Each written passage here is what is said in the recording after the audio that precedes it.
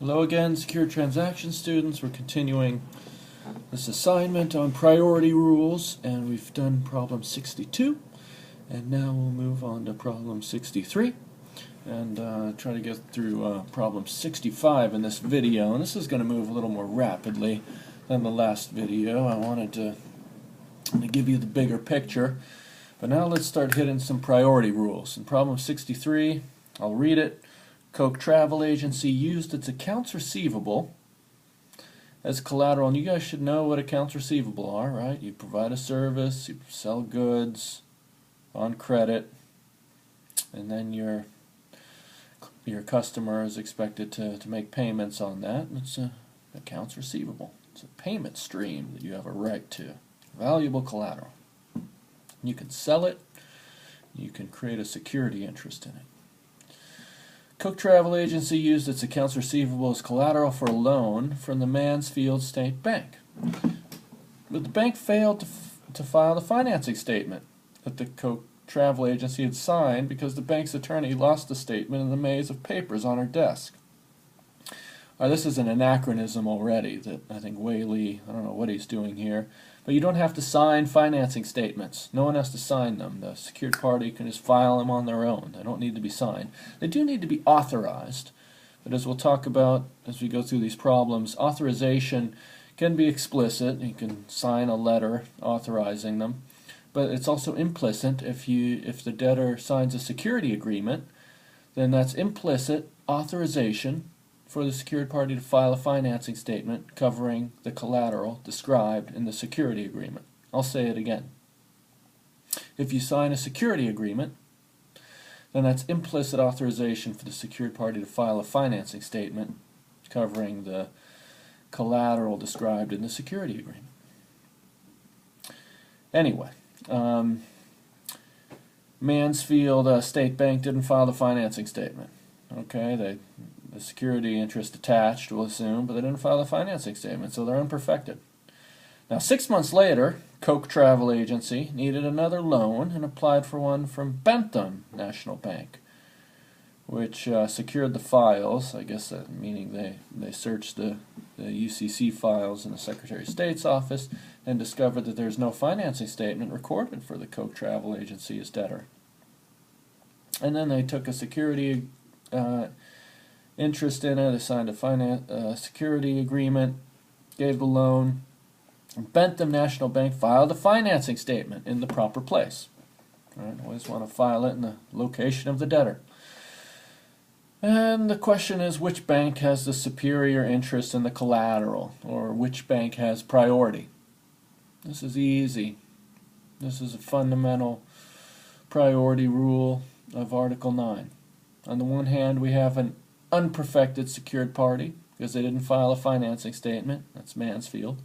Then we have a perfected secured party because they did file a financing statement that was sufficient and in the right place. That's Bentham National Bank. Who wins? Of course, you all already know this. The perfected secured party wins. And here's the rule in a nutshell. A perfected secured party defeats an unperfected secured party. It doesn't matter if the unperfected secured party attached first, as was the case here, right? They signed a security agreement first, value was given first, debtor had rights in the collateral, they attached first, and then later on, this other bank, Bentham, came into the picture, gave a loan, signed a security agreement, and filed a financing statement. They came along second, they attached second. Doesn't matter. When there's a contest later down the road, when the debtor defaults or goes into bankruptcy, perfected secured party will always defeat an unperfected secured party. Fundamental rule, an easy rule, but essential to know. Problem 64. J. East River ran a clothing store and needed money. Always the case with businesses. You never have enough money to run operations unless you're Apple Computer and you have $5 billion in the bank. Otherwise, you need a cash flow that the bank provides, whether it's typically a revolving line of credit or just a loan where they give you a lump sum of money. J. East River ran a clothing store, needed money. He went to two banks, First National Bank, Second National Bank. Asked each to loan him money, secured on inventory. All right, classic financing arrangement. They each made him sign a security agreement. Okay, good. Then First National Bank filed its financing statement first on September 25th, but didn't give any money and didn't promise to give any money, didn't make a commitment, which is, and this gets to value, the giving a value element of attachment. Actually giving the money is, of course, giving value, but entering into a commitment to give money, that's also giving value, because a commitment to give money, signing a promise, a contract to give money, that's also valuable because it can be enforced in court, and the court can force you to give the money. So either one is giving a value, but neither of that was done here. So we have the filing of the financing statement, security agreement, but they didn't give value, so there's no attachment yet until November 10th. Okay, November 10th they gave money. Okay. October 2nd, Second State both loaned East River the money and filed its financing statement. And East River paid neither bank, so it went into default. And so there's the contest that's arising between First National Bank and Second National Bank. A. Did both banks have a perfected security interest, assuming they filed in the proper place? That is it possible for two parties, two creditors, to have a perfected security interest in the same collateral? Yes, in case there was any doubt among you. Yes, yeah, you can have two parties can have a perfected security interest, because all it takes is signing a security agreement, giving value, debtor has rights in the collateral, and then you perfect somehow, filing a financing statement. Yes, two parties can have perfected security interests against the same collateral. 1,000 parties can have a perfected security interest in the same collateral.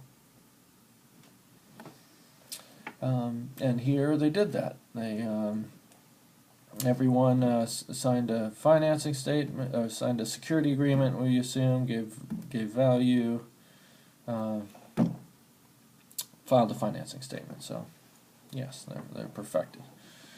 Okay, B. Remembering that attachment is a prerequisite to perfection, which is stated in 9308. Should look at it if you haven't. You always have to have attachment for perfection. Have attachment, the 3 elements, and then you take the extra step of perfection, unless there's automatic perfection. Okay, so remembering that attachment is a prerequisite to perfection, and that attachment cannot occur until the creditor gives value, true, decide which bank has the superior right to the inventory. Okay. Well, so the short answer is that First National Bank has priority. Because the rule, and it's cited here, 9322, and this is one of the core rules, the one that's most important, because really anyone that's a secured creditor is going to perfect, because it's so easy to do. You file a financing statement, or you take possession or control, or there's automatic perfection, but if you're a competent lawyer, you're going to perfect your security interest immediately. So that's typically where the contests arise, is between two perfected secured parties. Not always. There may be a lien creditor, but if you're talking about secured parties entering into a contest, they're typically both going to be perfected unless some lawyer was incompetent and didn't perfect. So what is the rule when you have a contest between two perfected secured parties? First to file or perfect. FTFOP. FITFOP. FITFOP. First to file or perfect. That's the rule. Repeat it 100 times in your head. FITFOP. First to file or perfect. Can be either one. It's not the first to perfect. It could be the first to file, which is the case here. First National Bank filed its financing statement, but it hadn't yet given value, and so it hadn't attached its security interest, and so it hadn't perfected its security interest, but it's the first to file. And when at the end of the day, as long as when the contest arises, when the debtor goes bankrupt or defaults, as long as at that point we have had attachment and perfection, then the question is, who was the first to file or who was the first to perfect? If they just filed and they never perfected, they never gave value, then the other party who did give value and attached will win. Because you can't have a security interest at all unless you attach. And an attached security interest will always defeat an unattached security interest. I feel like I'm starting to venture into the complicated world of secure transactions, but I hope you understand this, and I'm glad to elucidate. This may be something we want to talk about in class. But as long as we have two attached, perfected, secured parties at the end of the day, when the contest erupts, when there's default or bankruptcy, then the question is this. So that's what you look at first. Do we have two attached, perfected security interests? And if that's the case, then the question is, who was the first to file or the first to perfect? And in this case, First National Bank was the first to file. They weren't the first to perfect because they didn't attach until November 10th. That's when they gave money. That's when they gave the loan. And so that's when they actually attached and perfected. Whereas Second Bank, on October 2nd, before November 10th, they gave the money and they filed their financing statement and had entered into their security agreement. So Second State was the first to attach and were the first to perfect. But that's not enough to win. First National Bank was the first to file. And so they win because it's first to file or perfect. So all you got to do, and this is a practice point, you're representing a bank or someone that's selling on credit and taking a security interest on the things they sell. You just want to get your financing statement in first, because that's what's most important. And then you can enter in the security agreement later on. You can sell the thing later on, give the loan later on. As long as you get the financing statement in, you win. It's first to file or perfect. If you don't file, you get perfection another way, and then you might win. So, answer to B is First National Bank, because they're first to file. C, if Second Bank had knowledge of the transaction between East River and First National at the time it perfected, does that affect priority? No, knowledge enters into it not at all. Not into this calculation. Knowledge enters into it when you're talking about buyers. Remember, the buyer will win if the secured party didn't perfect, and if the buyer had no knowledge. That's the only time we look into the mind, which we want to avoid. We don't want to look into the mind because it's who knows what the party was thinking or what the party knew. We like clear rules about who was the first to file or the first to perfect. That's easier to determine. And so generally Article 9 does not look into the mind of the parties. And that's true here when you're talking about this contest between two perfected secured parties. The rule is simply who is the first to file or perfect. Who cares? It doesn't matter who knew what. And so C is First National Bank wins. Doesn't matter what Second National Bank knew. And then D, suppose First National Bank filed its financing statement before the debtor signed the security agreement. Then Second National Bank filed an authorized financing statement. Next, the debtor signed its security agreement with First National Bank, which authorized First National Bank to file a financing statement against the debtor's property. Which bank would have priority? Okay. So what's really being tested here?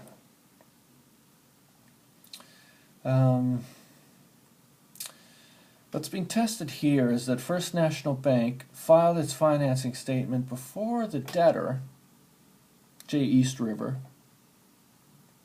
signed the security agreement. And if you look at 9509B and 9510A, 509B says that the security agreement authorizes the filing of a financing statement. And then 9510A says that if you file a financing statement that hasn't been authorized, it's ineffective.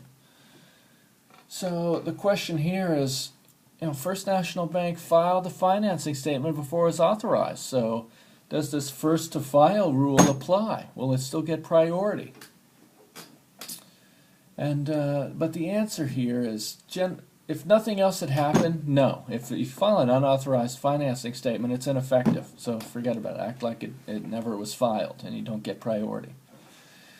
But the thing here is that later on, after Second National Bank filed its financing statement properly, First National Bank was authorized to file its financing statement. So it's after the fact. It's a kind of a ratification of this earlier filing. And now when the debtor goes bankrupt and defaults, how do you treat this earlier filing? And the answer is this: that it's treated as proper. As long as it's authorized at some point, it's fine. And there are arguments against that, there are arguments for that. But that's the answer, that as long as it's authorized at some point before that bankruptcy or that default, then it's okay. And it was in this case. All right, they filed an unauthorized financing statement. Second Bank filed an authorized financing statement. And then First Bank was authorized to file a financing statement, kind of ratifying what they had done before. So you treat it as if all of the financing statements were proper. First National Bank wins. Okay.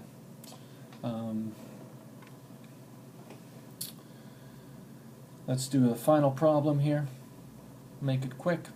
It's the easy one. Problem 65. When First National Bank took a perfected security interest in the inventory of J. East River's clothing store, same fact scenario, the security agreement provided that the inventory would secure not only the current loan but all future advances of whatever kind.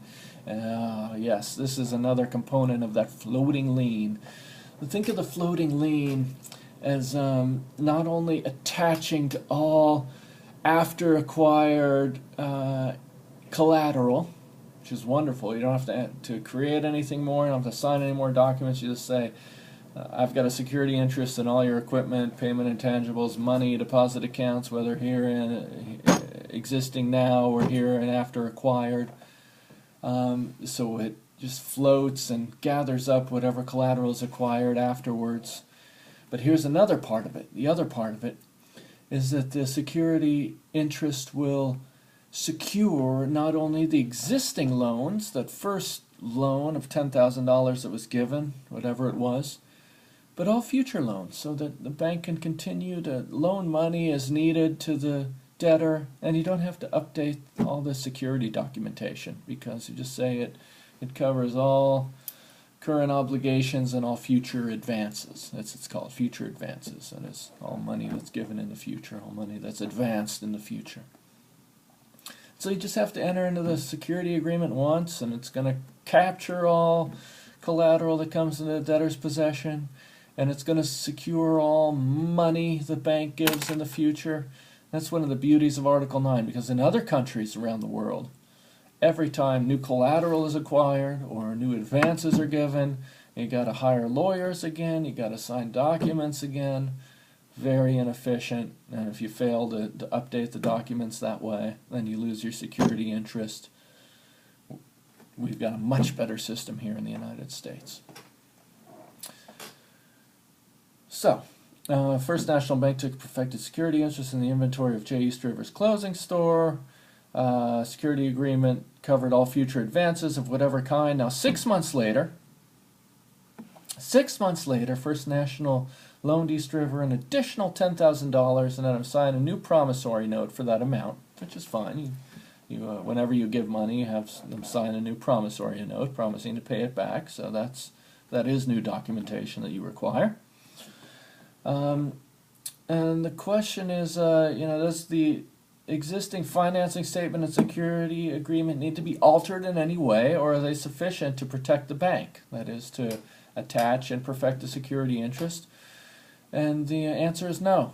Again, you don't have to do anything more. You entered in a security agreement covering all inventory and securing all future advances. You're good. If new inventory comes in, new clothing, it's going to attach to that.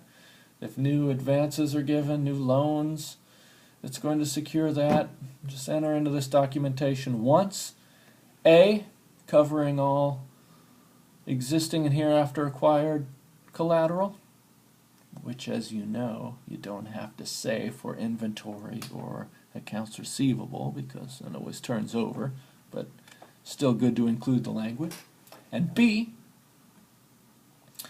you include future advances language, and you should do that so that it's clear to the courts and everyone that you're not securing, and you have to do that. Securing just the initial loan, but all future advances. But as long as you include that language in your security agreement, and only your security agreement, don't need to include it in your financing statement, you're good. You've got the ultimate floating lien. Okay, we've made it through problem 65. I look forward to seeing you all on Tuesday. Our virtual education is done. But I think it's worked out pretty well. And send me any questions if you have them.